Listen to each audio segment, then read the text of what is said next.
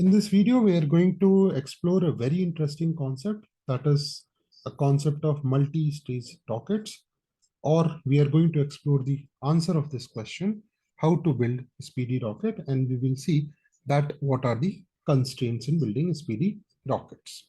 Okay, so let us take one question of David Morin. So this question is 5.69.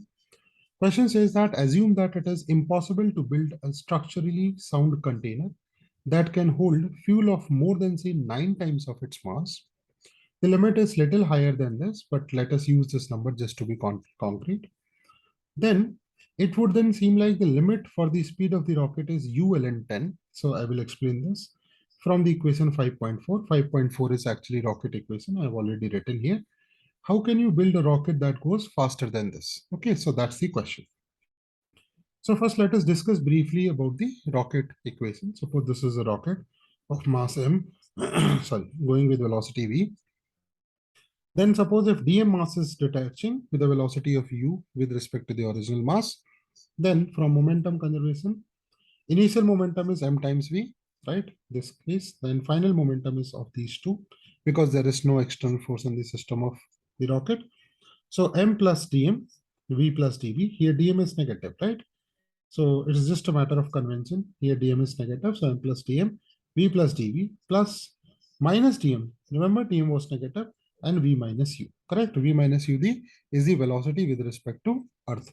What is u? U is the velocity of ejected mass with respect to the original mass, right? So I'm not explaining this in detail because all of you must have done this in your classes. It is there in any textbook. So if we a little bit simplify this, we are going to get this right here. And then if we integrate both sides, we get initial velocity, final minus initial velocity is u times ln m1 by m2. M1 is the initial mass, m2 is the final mass, right? Now here one very important caution is that important thing, if we notice that we have never used that dm by dt should be constant, right? So if you see in most of the books, they have given this equation using dm by dt equal to r. But if you go this way, we are not using how mass is being ejected from the rocket. It can be any function, may be constant, may not be constant, but final velocity is this only. Fine. So m1 is initial mass, m2 is final mass. Now, how does this number come? UL and 10. Let us see. So here the container can hold 9 times fuel, right? So I have taken mass of the container as m naught. It can hold 9 m naught fuel. That is what is given in the question. So V final, suppose it starts from in zero velocity. So V final is going to be U ln, and initial mass is 10 m naught, final mass remains m naught when all the fuel is exhausted. So U ln 10, ln 10 is 2.3 approximately. So you're going to get 2.3 U, right? So now here comes a very important challenge or question that now suppose we want to build a rocket which goes with a velocity, let us say 2 times of this, final velocity 4.6. What do you do? From a normal method, if you see, then if you see from this maths, what do you think? Here, instead of 10, 100 should come, right? If 100 comes, then 2 will come outside. So if here 100 is coming, what does that mean in terms of design? It means that the container to fuel to container ratio should be 99. So that means there should be a container which can hold fuel 99 times of its own mass, right? So it seems impossible structurally. And let us say if you want a rocket which has 3 times of this velocity, what do you do then? 1,000 times, right? So 999 times fuel the container can hold, right? So it becomes very, very difficult and impossible from this way.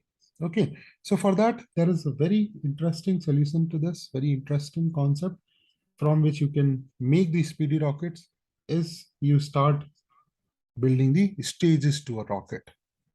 So I have taken 2-stage rocket just to demonstrate this. So if you use 2-stage rocket, let us say this is one rocket, suppose this is a small rocket placed on the top of first rocket, right? So this becomes 2-stage. Now a small rocket container mass is m naught and small m naught, fuel mass is 9 m naught. So I'm taking the same capacity, right? I'm not changing the capacity.